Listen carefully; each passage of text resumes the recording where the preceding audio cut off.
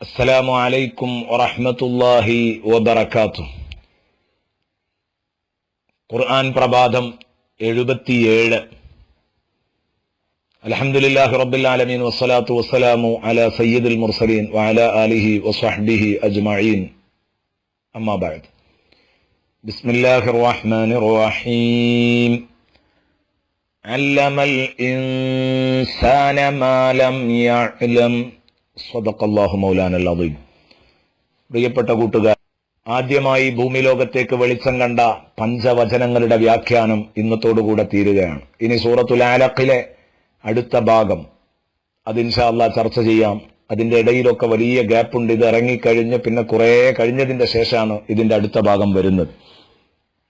ആ ആയത്തുകൾ തമ്മിലുള്ള ബന്ധം എന്താണ് എന്നൊക്കെ ഇൻഷാ അല്ലാഹ് പിന്നീട് പറയാം. ഇന്ന് ഈ പറഞ്ഞ 5-ാമത്തെ ആയത്തിന്റെ അർത്ഥം അല്ലമൽ ഇൻസാന മാലം യഅലം, മനുഷ്യൻ അറിയാത്ത കാര്യങ്ങൾ മുഴുവനും മനുഷ്യനെ അള്ളാഹു പഠിപ്പിച്ചു.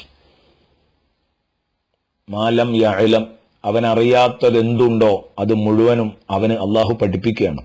എന്ന് പറഞ്ഞാൽ പഠിപ്പിക്കാൻ ഉദ്ദേശിച്ചതാണ് പഠിപ്പിക്കുന്നത്. മനുഷ്യനെ സംബന്ധിച്ചിടത്തോളം എല്ലാം അള്ളാഹ് പഠിപ്പിച്ചു കൊടുത്തതേ അവന്റെ കയ്യിലുള്ളൂ. അവൻ അറിയാത്തതൊക്കെ അള്ളാഹു പഠിപ്പിച്ചതാണ്. അല്ലമൽ ഇൻസാന മാലം യഅലം.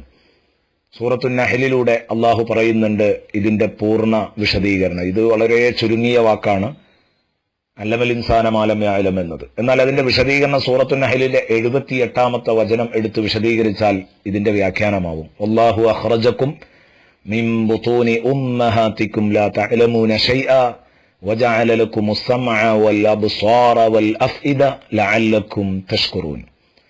അള്ളാഹു നിങ്ങളെ നിങ്ങളുടെ ഉമ്മമാരുടെ വയറ്റിൽ നിന്നും പുറത്തേക്കിറക്കുമ്പോൾ ലാ തഅലമൂന ശൈഅ, വല്ലാഹു അഖ്റജകും, അള്ളാഹു നിങ്ങളെ പുറത്തേക്കിറക്കി, മിൻ ബുതൂനി ഉമ്മഹാതികും, നിങ്ങളുടെ മാതാക്കളുടെ വയറ്റിൽ നിന്നും നിങ്ങളെ പ്രസവിപ്പിച്ചപ്പോൾ പുറത്തേക്കിറക്കിയപ്പോൾ ലാ തഅലമൂന ശൈഅ, നിങ്ങൾക്ക് ഒരു ചുക്ക് പോലും അറിയില്ല.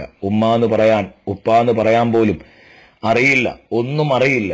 വജഅല ലക്കുമുസ് സമഅ, പിന്നീട് അള്ളാഹു റബ്ബുൽ ഇസ്സത്ത് നിങ്ങൾക്ക് കാതു തന്നു, വൽ അബ്സാറ, കണ്ണുകൾ നൽകി, വൽ അഫ്ഇദത, ഹൃദയങ്ങൾ നൽകി. എന്തിന്?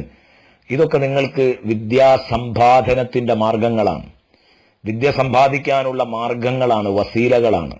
ഈ മാർഗങ്ങളിലൂടെ നിങ്ങൾ വിദ്യ സമ്പാദിച്ച് അള്ളാഹുവിനെ മനസ്സിലാക്കി അള്ളാഹുവിനെ ആരാധിച്ച് ലഅല്ലക്കും തഷ്കുറൂൻ, നിങ്ങൾ അള്ളാഹുവിനോട് നന്ദിയുള്ളവരായി തീരണമെന്ന്. കണ്ടോ നിങ്ങൾ, അള്ളാഹു നമുക്ക് നൽകിയിട്ടുള്ള അറിവ് സമ്പാദിക്കാനുള്ള മാർഗങ്ങളുടെ തർത്തീബ് അത്ഭുതകരമാണ്. ആദ്യം വജഅല ലക്കുമുസ് സമഅ, കാതു തന്നു, ചെവി തന്നു എന്നാണ് ആദ്യം പറയുന്നത്.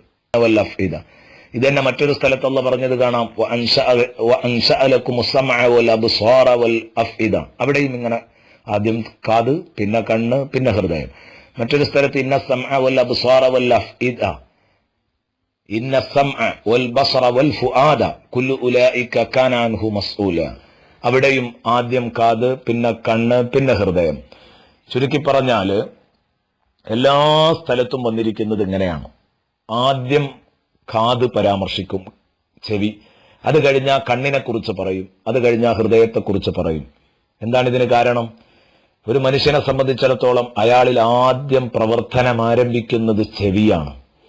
കാരണം ഒരു ഗർഭസ്ഥ ശിശു, നമ്മൾ പുറത്തുനിന്ന് നടത്തുന്ന സംസാരങ്ങളൊക്കെ അത് കേൾക്കുന്നുണ്ട്. ഉമ്മ എപ്പോഴും ഗർഭിണിയായിരുന്ന കാലത്ത് നടത്തിയിരുന്ന മൂളിപ്പാട്ട് പോലും ആ കുഞ്ഞ് കേൾക്കുന്നുണ്ടെന്നാണ്. അതുകൊണ്ടാണ് ഡോക്ടർമാർ പറയുന്നത്, ഇന്നത്തെ ശാസ്ത്രജ്ഞന്മാരും പറയുന്നത് കാണാം, ഈ ജനിച്ചു വീണ കുഞ്ഞ് ഉമ്മ ഇവൻ ഗർഭത്തിലിരിക്കുമ്പോൾ സ്ഥിരമായി പാടിയ പാട്ട് കേൾക്കുമ്പോൾ കേട്ട് പരിചയമുള്ള ഒരു പാട്ട് പോലെ ശ്രദ്ധിക്കും. അപ്പോൾ ഗർഭപാത്രത്തിലിരിക്കുമ്പോഴും ഇവന് കേൾവിയുണ്ട്, പക്ഷേ കാഴ്ചയില്ല.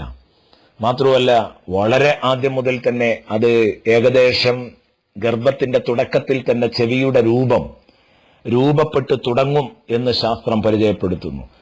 പിന്നീട് കണ്ണൊക്കെ മുളക്കുന്നത് ചെവി മുളച്ചതിന്റെ ശേഷമാണ്, ഗർഭസ്ഥ ശിശുവിൽ തന്നെ.